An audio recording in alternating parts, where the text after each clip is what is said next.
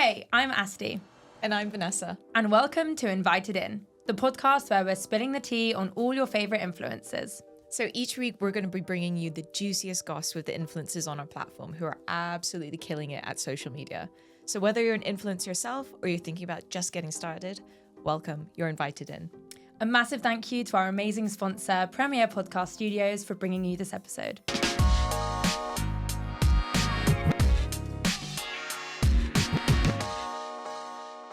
Hi everyone, thanks so much for listening in again. Today we're joined by one of our lovely invited creators, Hannah, who is all into her running, fitness and food. So we're super excited to have you on board. Thank you. Thank you for coming. Yeah.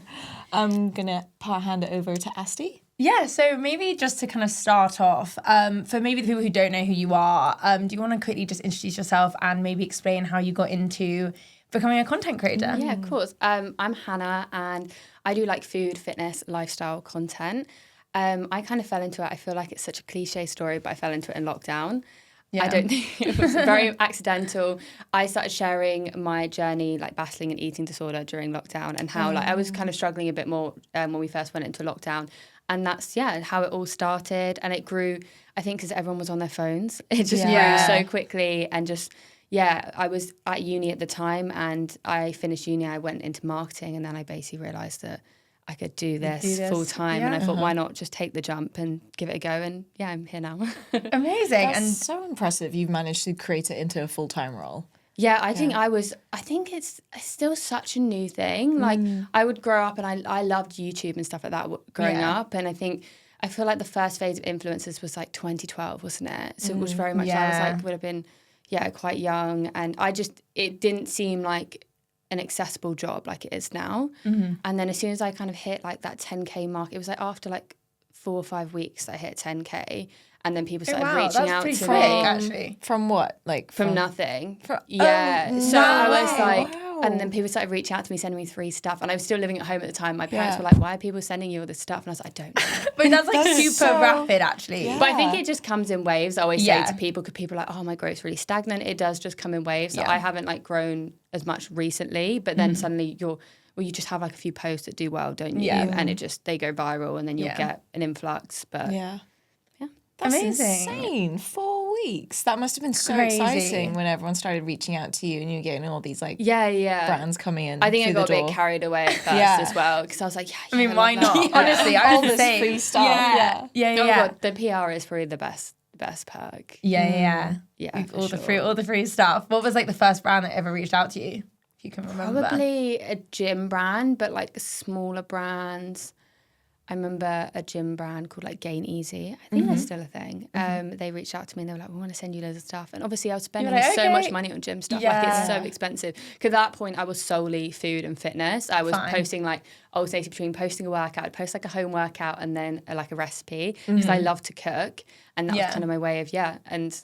So it was a lot of that. I did get sent some weird, like, food PR, weird, like, smoothie shakes, and it was just awful. Were they not very nice? Oh, gosh. Oh, no. But I would be like, at that point, I was like, oh, free. Like, I'll take it, Do you know what I mean? Freebies. I feel like at the very beginning, like, you're not as picky. When you kind of hit a point where you're getting, like, an influx of emails or DMs, you kind of, you can be a bit more selective on the brands you want to work with. There's a point now, it gets wasteful. Yes. And I don't I will never say yes to things if I don't think I'm going to use it. Yeah. Sometimes I will say yes if I haven't tried the brand and I want to give it a go. Yeah. But then it's like you've got that complication of, people, then they send it and then if you don't post anything, you get upset.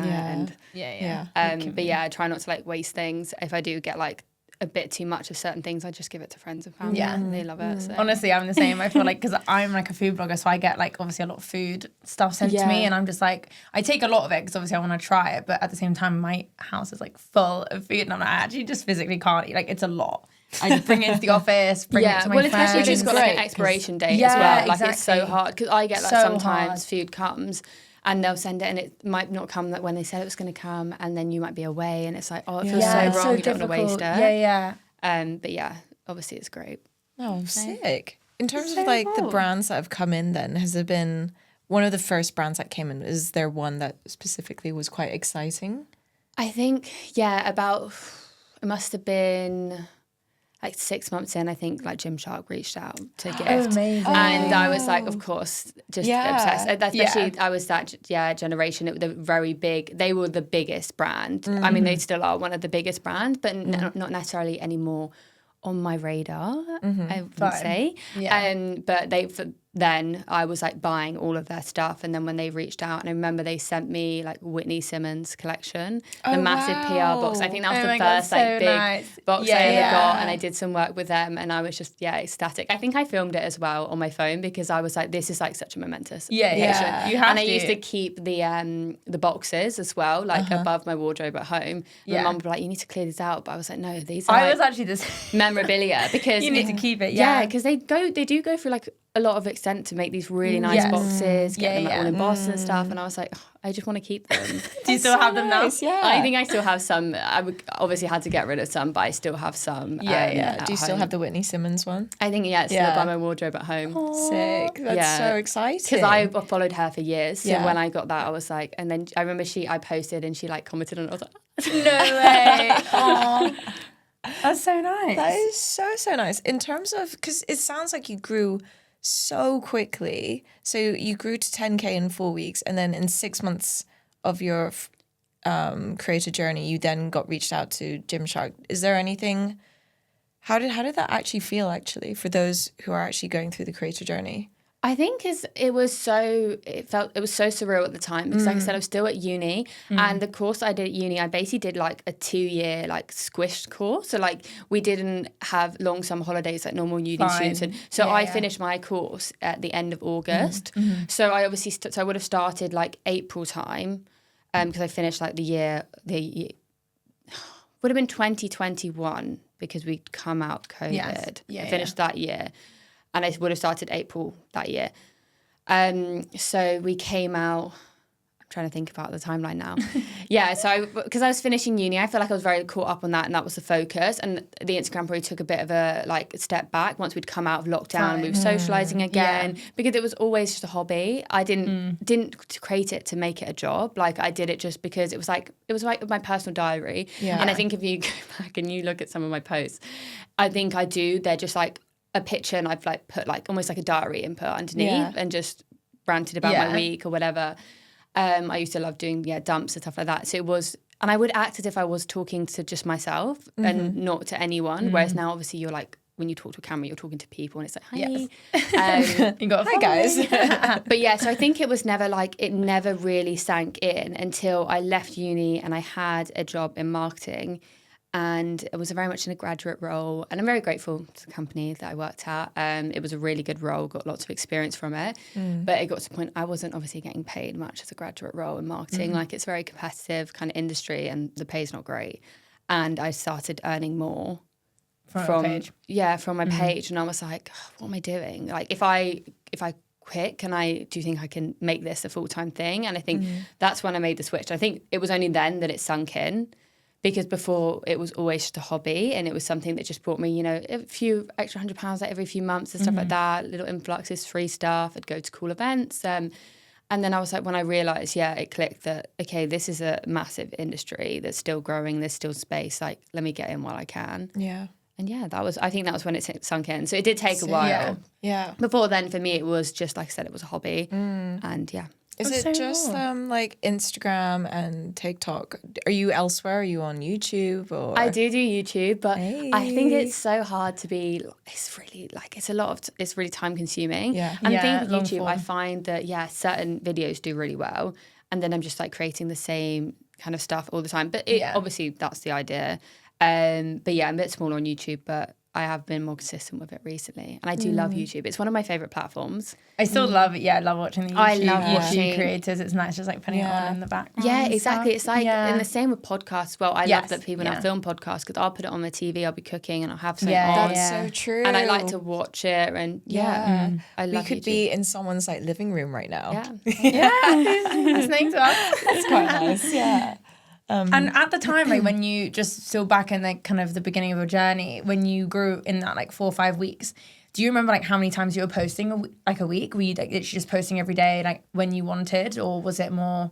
I think I was posting every day. Yeah.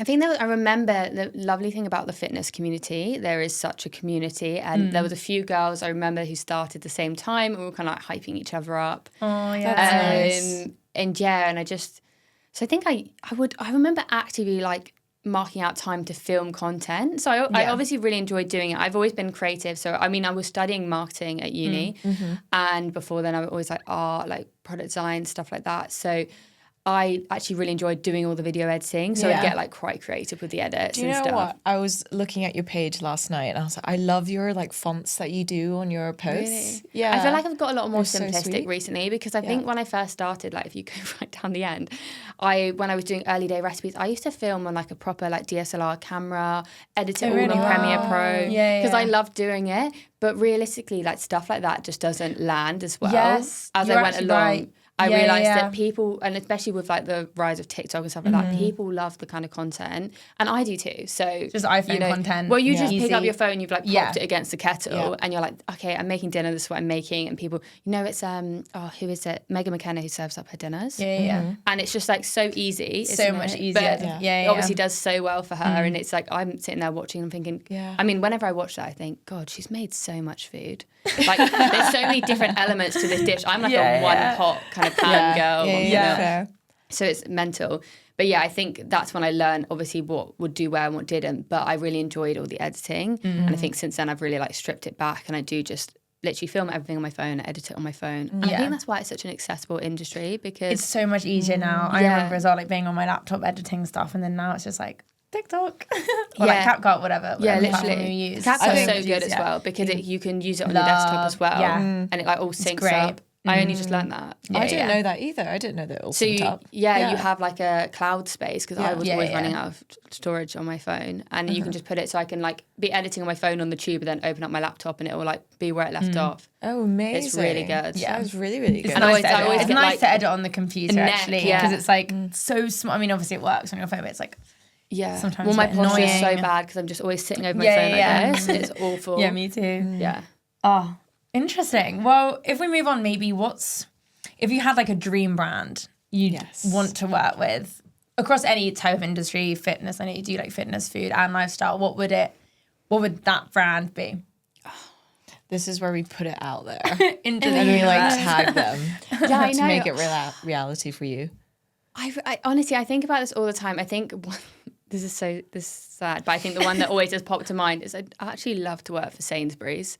I'm like an advocate for Sainsbury's. Like all my friends, if they see this, they'll be laughing.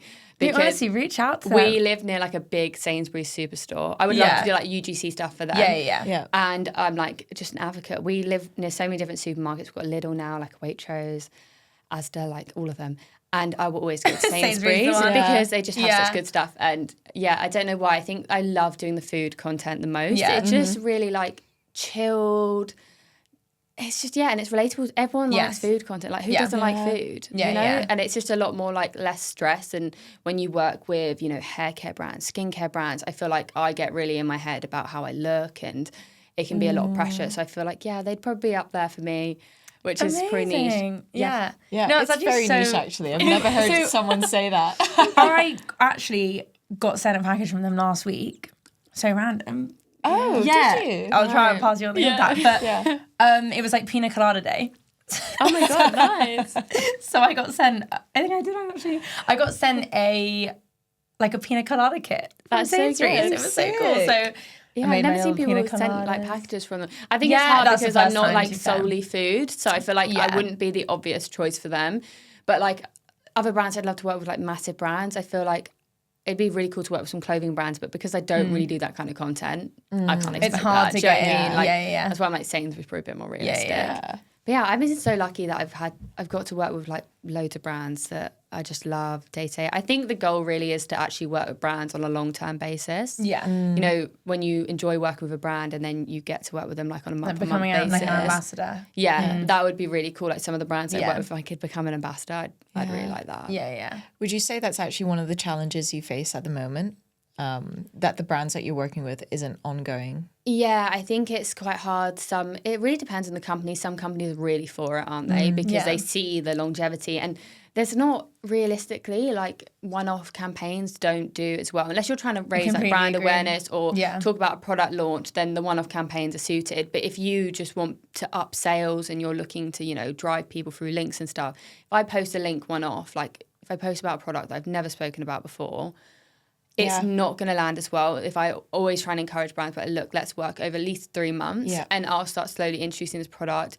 And I only really ever work with brands that I do already like their stuff anyway. But even then, you still just need to like introduce it to your audience, don't you? And I feel like if you literally post it once, firstly, like not all of your audience might see it. Yeah. If let's just say it's like a story or something, you really need to like, show to your audience that you like the product and Yeah. It's actually reminding me of, I hope it's all right that I can mention this, your Aperol video that went viral. Oh, yes. So Asti created a video that went viral, did really, really well. And I don't know if you want to talk about it. It's very early, so I don't know about like the sales. Like, they give us a link. But, so I posted it on TikTok. I got like 1.6 million views, which was crazy. And then I posted it on Instagram. It got like 30,000 views initially, and then I was like, oh, okay, that's kind of annoying. But then now it's hit like 1 million on Instagram as well. So in total, it's like, done really well. Good. But so far, when I asked the brand, like, how many sales have I made? It's a very low number. I'm not going to say it because it might have been up by now. Like, I don't know. But at the time, I was like, how? Yeah, is it that? But then to be honest, when you mentioned it to me, I was just like, how can they track it from the ad? Because I could just they gave me like a discount code. But yes, you're right. The problem with brands like that is that I would just see that and I think if you made a drink, for instance, I obviously haven't seen the video, I would be like, oh, that's really nice. I'll pop down to Sainsbury's and I'll get some Aperol and I'll make it. It's not something I would order online. And I do say that to brands as well. Like I worked with a company and they sold electrolytes, but basically they are in all supermarkets and they were like, oh, we'll give you a discount code and you can get commission off of that. And I thought that's not really an incentive for me because why would I drive people to your website to buy when they could just pop down to Tesco, Sainsbury's, Asda, Boots, pick these up. And then you can't even track that. Yeah, which is really hard. So I think, but that's when you need to encourage people that they need to shift their kind of goals and their KPIs to be like, okay, well, we're just going to use social media for brand awareness and we might not be able to track it, but, you know, using extra content and stuff like that. Yeah. But yeah, that is tough. Even going back to that, like what you said is so valid, but also just you only posted that video once.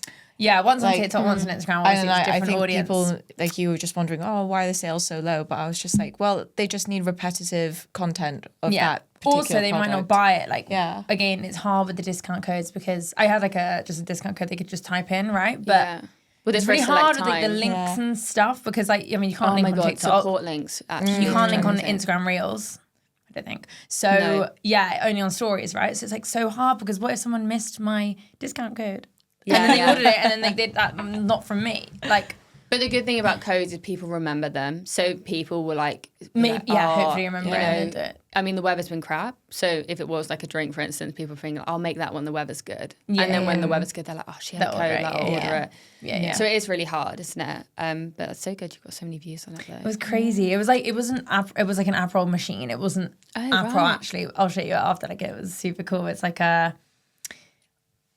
it has like compartments for the different. I saw this on TikTok. Oh, maybe it was your video. Maybe, yeah. And it was like, but I didn't know it was by Aperol. It's not by Aperol. Sorry, it's just called like a sprizzer. Oh maybe we shouldn't say that. We have to beep that out. But yeah. I saw that, and you put the ice around the edge. Okay, that was mine. Yeah. Love that. I feel like you're not in it though. It's like just the machine. Yeah, no, I don't really get myself in it. It's just me filming the content. I was like, but brilliant because it's always about getting the right colour, yes, isn't it? It's the right measurements. Yeah. But then I'm like, to be honest, it's not a cheap machine. Yeah. So that's also probably I feel like this is the other thing. It's more of a high ticket item. Like it's great in terms of commission, but the chances are, I mean, I'm not going to do it. I'm not going to click for a link. So you're saying it's like £200 and just spend £200. Yeah, exactly. I'm going to like slowly convince myself I need it. Yes. And then this is why you need extra videos. That's the thing. Yeah, more videos. This is why you need to do a longer term partnership. That's the problem. Yeah. But anyway. Moving on. So you just talked about like some of your favorite brands you've worked with, but I'm sort of curious now, has there ever been a brand where it's kind of gone south? You don't need to mention the brand, but like what happened, if anything? Yeah, I probably won't like name and shame. I would say there's two different instances that kind of really wind me up as a creator. One would be when you kind of get into a partnership with a brand and they say, you know, they sell you the dream. And then when it comes down to the nitty gritty, they're like, okay, we want you to say X, Y, and Z. And it's like, no. You know, it's like when they're just, the brief is very changes strict and changes. That's the worst thing. They say they're like, oh, we're just looking for a fun video. And then when it comes to actually like making the video, they're like, can you say this? Can you do this? And it's like, this is so salesy. And you can tell people like, this is not going to land well with my audience. Like that kind of content isn't what I do. Like, let's take this approach. And they can just be very like narrow-minded. And I get it because, you know, they're paying and they obviously have a vision in their head. But I do think when you work with a creator, you've got to, especially if you're trying to appeal to their audience, unless it's UGC stuff, if it's going on like your personal pages, like you know your audience best. So it's just, and I want it to perform well so you're happy and you feel like you're getting your money's worth. So when you tell me to do something that I know isn't going to perform well, that can be really frustrating and just waste a lot of time. Other ones would be like, I worked with one brand and I was just quite disappointed with how they treated a lot of their creators. Oh, really? Yeah. Why? How so? Just like really not much like transparency in terms of pay. Like I went to an event with said brand and I spoke to a lot of the girls stuff that were there and they were like, I've never been paid by this brand. Like they send me X, Y, and Z. They ask me to do this and this, but I've like, and I always try and like push for money because I think the thing is nowadays, like I was saying earlier, it's so exciting when you get a gift. When brands want to gift you stuff. But I think some brands will like take advantage of that. This is your dream brand and they're like, well, we can get away with gifting them. And then even though they have the and money, especially like in terms of clothes, for instance, they'll be like, well, they'll wear it because they like, do you know what I mean? They're going to wear it. And even with products and stuff, like they're more likely to be guaranteed content. And I think, then they can just, obviously they can put off trying to pay you because they know that you want the gifting. You're going to do it anyway. And then it cuts out work for other people as well because there's always someone who's willing to do it for free. And a lot of these girls have done work for free, hoping, because, you know, some brands will go to you, you know, we'll start off for like we'll start off with and a gifting, see how, like, give you a code, see how it performed, and then we'll move into the paid stuff. Yeah, like we'll maybe look at doing like long-term partnerships, and it's like never happened. I was sitting at the table and I'd actually been paid by this brand. So I was a bit like really shocked to hear this. But like since then, like the brand, they just kind of chop and change their direction quite a lot. And I was just really upset because I really loved the brand with how they were kind of going about things. Yeah. But which is, a tough one to swallow. But no, it's a shame. Yeah. I want to know what the brand is afterwards. I really want to know. I feel like you might have heard it before because I think when I've spoken to other people, they've kind of said the same I feel like it's not uncommon. Like a lot of brands do that, and like I as well like know that they've paid other creators like a certain amount, and then they're just trying to they'll try and be cheeky because you know what, at the end of the day, and I have respect for it because they are a business too, and you know they're trying to be profitable and make more money and stuff like that. And there's so many like creators nowadays, so it's a lot. They've got the pick of the bunch, you know. And I think this brand in particular, they do like come and go a lot for me, and I want to be supportive of what they're doing. But there's been multiple times, I mean, even like scenarios where I'd created content just because I loved the brand for free, didn't get paid. And then they were like reposting it and running it as like paid ads, which obviously normally you would charge for like paid media usage. And one of my friends sent it to me and they were like, Hannah, you need to say something here. They were like, she was like, do you know this is like live? And I hadn't seen the ad. And it was like, popping up on stories and stuff all the time. So bad. Actually, brands are so cheeky at it's like awful. Like I've seen brands as well. I mean, again, I'm very much in like, the food space. Like brands taking my content and resharing it, not even tagging me or anything. And I'm like, no, like I make them take it down. I'm like, take it down or pay me. And it's like this was like a big restaurant, like high-end restaurant as well. And I'm like, don't just steal my content. Like it's so bad. Like I know you're normally paying a photographer or videographer to do that. Like if you want my content to share on your own channels, like, at least reach out and be like, look, we would love to. Because sometimes I'm like, if I've just created just generic kind of content just on my page and someone said to me, oh, would you mind us resharing us? I'd be like, yeah, just tag me. Like, but if they wanted to run it paid, then obviously you might be different. But yeah, it kind of goes back to what I said earlier, though. I think people, they want to kind of get in the door and then you get cut out by other people because there's some people that would happily give their content up for free because they just want to be like, oh, I was on their paid ad. Like, that's me. Do you know what I mean? And that was me. At the beginning, I was so excited. People would reshare my content, be like, oh my God, I just got shared on this page. And then I realized, no, like, if you want to make a living out of it, you need to be a bit more cutthroat, which is a shame, really. And I think that's what I struggled with the most when I switched to, like, full-time content creation was how much I had to be it was no longer a hobby. This is work. And it just gets a bit more, like, stressful. Actually, on that, if you have any tips for content creators that was just starting out? Probably, to know your worth. I think at the beginning, I didn't really know how much you should be charging. I didn't know how to navigate it because obviously you don't want to ask for too much and then too little. It's quite hard though because like everyone is charging different prices. So hard to know. It's so really hard to figure out. I think I found like a blog post and it was someone saying, you know, how you could find your engagement rate and then work kind of backwards from there, how many followers you got, the engagement rate, and then what you should be charging. I mean, people will knock you about so much anyway. But you obviously don't want to get like undercut by other people. I think consistency was obviously the massive thing for me and like still is now, like especially with TikTok. When I'm consistent with posting on TikTok, you do see the growth. Yeah, no, definitely. And I think like authenticity as well because, you know, like we were saying earlier, the content that just is so easily consumed is the ones where you just feel like you're on FaceTime to a friend and you feel like you know them and people buy into your personal brand as well. I mean, don't get me wrong, some people have a great page where it's like they're not really built into the brand. I mean, like for food creators, you don't have to be really at the forefront of the brand too much, which is quite nice. But I think if you want to do lifestyle content, you've really got to show your personality because, you know, there's so many people out there and why, especially I'm going to listen to you for like 2 minutes, you know, I want to feel like I know you and just feel a bit, a bit more friendly and chilled. I think some people, you can tell some people are like playing up for the camera and who isn't kind of thing. That's great advice for anyone listening. Moving on quickly, we always ask this because we like to kind of delve a bit deeper into kind of being a content creator because it's not all, I'd say, what people see. Everyone kind of says, I want to be a content creator, I want to be an influencer. But have you ever had any like crazy stories that have happened or even like scary things that might have happened being a content creator, or has it all been like kind of great so far? I think it's not necessarily about being a content creator. I think it's the self-employed aspect that was always the hardest for me. Like, no one teaches you about taxes, you know? You're so right. You're honestly so right. Like I said, when I started, I had a full-time job.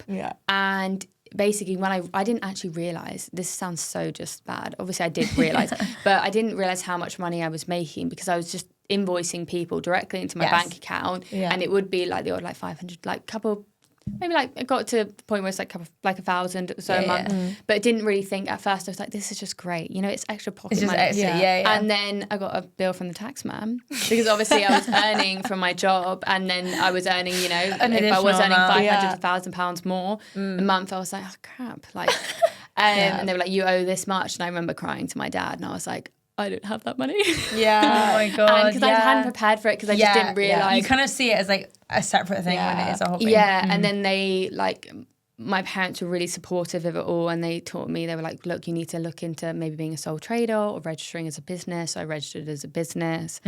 And then obviously like, you know, you put 20% aside roughly for your tax. But yeah, that was always really overwhelming. And I was quite surprised as well with the course that I did at uni. They spoke a lot about being freelance. I mean, for marketing, it's quite a big thing now, marketing, graphic design, stuff like that. I was like, why did they not just do a module, you know, just maybe a few seminars, like one term, just about it, saying, because it is a big thing in the space now. People do like working with freelancers. Just, you know, building a portfolio, like dealing with taxes, how to go about it. Should you be a sole trader or should you be a registered business? Like, I'm registered as a business, but I meet people who are like sole traders and they think that's better. And I mean, it's all got... There's a lot to There's it. pros and cons. There's so much to it. And I think that was probably... It still causes me such a headache, you know? I hate it so much. so annoying. Because I finished uni. I did marketing as well. Then I finished uni. I went straight into freelance as well. Yeah. And yeah, the tax man was not a man I wanted knocking at my door. Yeah, no. Yeah, because especially when it's like obviously paid once a year. Well, you do it twice a year sometimes. Like I've got a bill that needs to be paid by the end of the month. Because they like try and like pro rata it, don't they? They figure out how much they think you will owe at the end of the year, so you pay some now. Yeah. And it's like, when they come knocking in January. I not got good. an accountant. That would probably be my biggest headache. But maybe in terms of just content creation in general, I don't think I've had like super horror stories. I've had some horror stories when I've gone to events and it's not been the nicest of like crowds and stuff. Oh, really? Yeah, there's so? certain niches that I wouldn't go to events in that niche, if that makes sense. Oh, really? What niche? I think maybe it's just me as a personality. Like obviously I feel like I'm being chatty now. I think I'm a bit like extroverted, introverted. I'm not super confident. And I think the first time that I got invited to like a fashion brand event, I honestly got home and I cried. Oh, no. Because I just think I was so I mean, some of these people, like they are pitch perfect. You get there and they've got thick, long hair extensions. They look immaculate and they obviously put a lot of like money and stuff into how they look. And everyone was really cliquey. Yeah. So I kind of got there. I'd like turned up by myself this time and I was really nervous to go by myself. Yeah, but I was like, it's a big brand, like I should tough. go, like put myself out there. Yeah. And it was a lot of like reality TV people and they all kind of knew people. And there was very much a divide between like kind of macro influencers. I was probably more like a micro influencer at the time. So yeah, I found it really, really difficult. Was it intimidating? Really intimidating and just not very welcoming. And it did just feel like I was there to like fill up numbers. Which now I'm just that's like, the worst. Yeah. I'm not like about that anymore. And I'm just like, I'll be selective with what events and stuff I go to. Yeah. But yeah, so that's probably why I'm not much of a fashion creator. I think I would just really struggle. I mean, obviously, like I said before, I started because I had a bit of a bad relationship with food and like my body image. So I think going to stuff like that, I've just realised it's never, I mean, because you shouldn't compare yourself, but ultimately we all do, like we all do it. Yeah. And it wasn't an environment that made me feel like super confident. Whereas when I go to fitness events, like everyone around, they always make you feel so empowered. Some of the companies that I work with in this fitness space, they're just incredible. And I think what's so nice about the fitness industry now is that there's not that you don't have to have rippling abs to be a fitness influencer. Like a lot of us are just about a healthy lifestyle. So we still go out, we drink and we'll go eat whatever and we do all of that, but we're all promoting the same thing where it's like balance, just feeling good and enjoying yourself. Because I do feel like there's a bit of a stereotype. There was a stereotype about fitness influencers and us just all being really toxic. Yeah. Or like posting one thing online. Yeah. I do know some people that probably post only one side of their life online. Do you know what I mean? Yeah. It's super interesting because I feel like we've also spoken about this in like another episode about like the fashion industry and like there's how like it's a just like love-hate difficult. relationship. Yeah, I mean it's just hard because I feel like there are some certain influencers or content creators who do like see themselves as like a lot higher than everyone else, even though they might not be. Well, at the end of the day, we're all people, aren't we? Yeah. So it's just, I think there's a lot of money in the fashion kind of world. They have lots of money to like throw at like campaigns and stuff like that. So if you're doing it well, like hats off to you. But it's not a space that I'm really that fussed to be in. I mean, I love working with clothing brands. There's some clothing brands I love working with. But yeah, it's not, I don't think I'd ever just switch to that kind of content. Yeah, like purely fashion. Yeah. Oh, I just want to give you a big fat hug after hearing about that. That's so like, sad. But yeah, but I think we want it to be a message to people that like, there are it's not a horrible industry. Like it's not daunting. There are some lovely people in the industry. Yeah, for but sure. Just be wary. Yeah, just basically. be wary. Like, I've never had a really awful experience with anyone really. Sometimes you'll meet people, but like anything, and you think, okay, these people aren't my people. Yeah. But I can be there, have a nice time, and then I don't need to see these people again. I feel like I'm very much like to myself. I've got a small group of friends. I'm that kind of person. Yeah. Got 5 good friends, and I'm happy. Yeah. Oh, sweet. That's all you need. Yeah. You don't need more than that. Yeah. Don't need you. I love you. See ya. Okay, should we Yeah, go let's into move this? on to the icks. Okay, so we've got a list of statements that I have, and we're just going to say if they're icky or not. And to be honest, it's all about perception or like whatever you think. So I've actually based them on running icks because since running is such a big trend at the moment. Sorry, Yeah. I don't know much about running. Wait, please get involved. I will do, don't worry. Okay, so the first one, this is a debate I have with one of our other colleagues, Alex, because his girlfriend's really into running. Right. But running sunglasses, is it an ick or not an ick? So I recently got a pair of running sunglasses. Yeah. My boyfriend bought them for me for my birthday, which was really lovely. Yeah. But every time I put them on, I do just think I just look like a knob. Now I say that. Would you say they're an ick? I did a 10K race on Sunday and I took my sunglasses. It was sunny. Yeah. And I saw the pictures this morning and I was like, oh, I just look like such an idiot. Because the worst thing is I'm not like super speedy. It looks like all the gear, no idea kind of thing. Yeah. But you do need them. I don't want to get wrinkles around my eyes. So. Yeah. Oh, is that the main purpose? Yeah, for them? because otherwise you're squinting and you'll just get wrinkles. Oh, right. Okay. I've not heard that one before. Yeah. But It's a bit icky when I take them off and like I always like draw in my eyebrows, even if I'm running. Yeah. Because I've got none.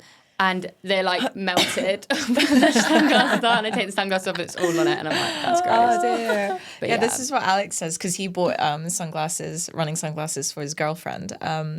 And he was just saying, I just feel like it's such an ick when they do that because they're just running a 5K.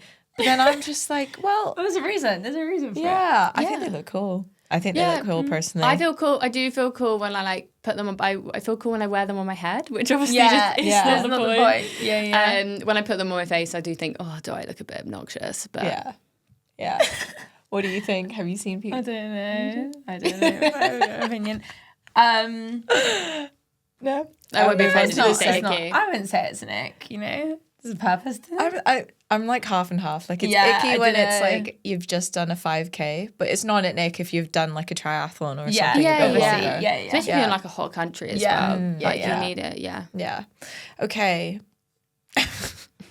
You're running together and he or she tries to kick a stone and they miss.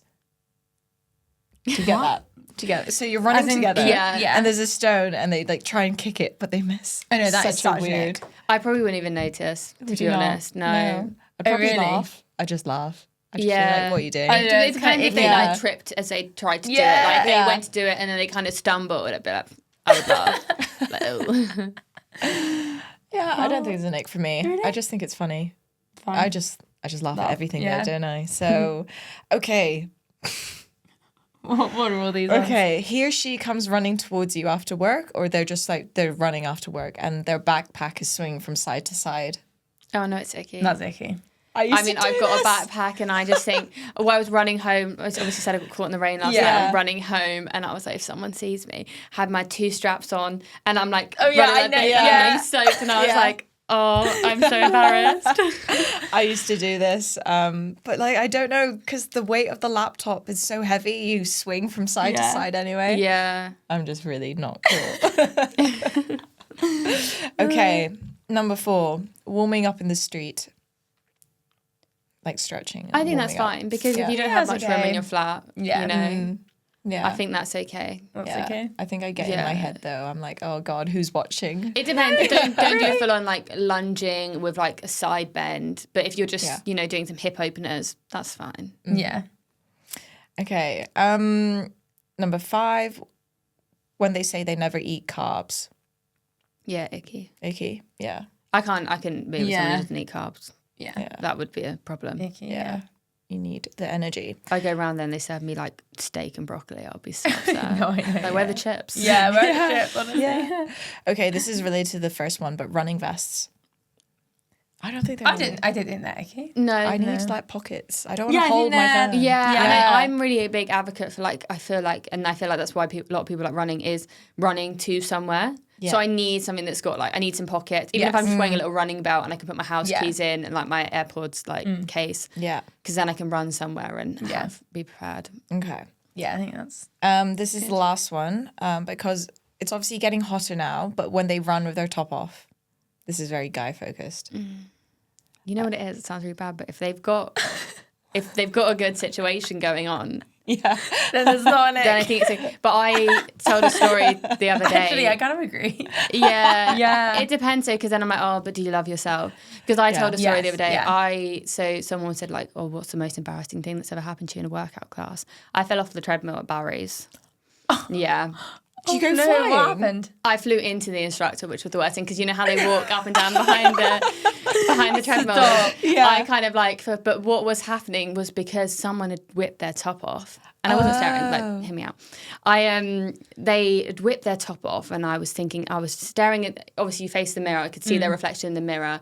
It was 6 a.m. on a Wednesday, and I thought, oh, he's getting cocky. Yeah. And he then went and picked up, he was a newbie as well. Yeah. And I sound so judgmental saying that. But he went and picked up some really heavy weights. I was thinking, he's not going to be able to chest press those for 30 seconds. No way. And I was just too busy watching what he was doing and watching him kind of struggle. I was kind of a bit confused on what he was doing. I just went flying off the back of the treadmill. Oh no. Did you hurt yourself? No.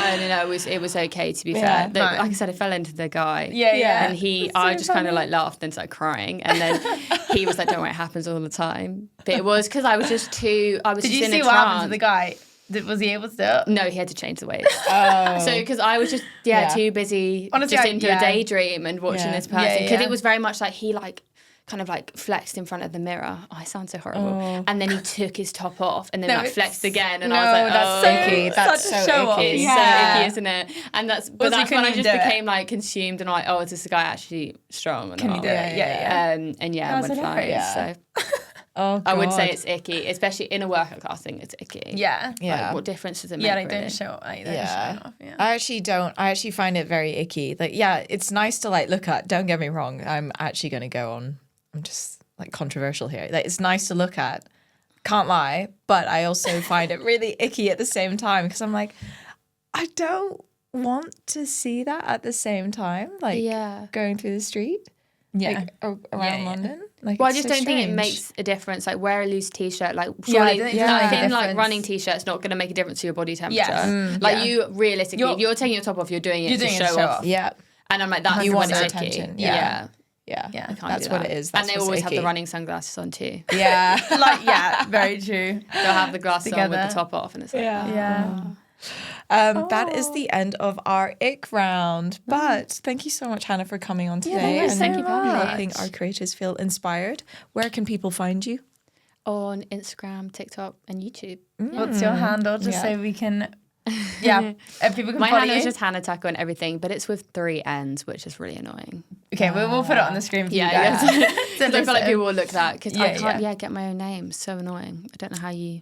Oh, does someone have? Yeah, someone must have it. So annoying. So annoying. Because people are like, oh, is that how you spell it? And I'm like, no. Just get the username. I used to be Healthy Hannah. Yeah. Oh, fine. And I really didn't like that. I was like, that's really cringe.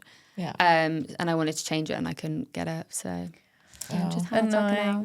Cute. Yeah. Well, no, thank you so much for listening in. And we'll catch you next time.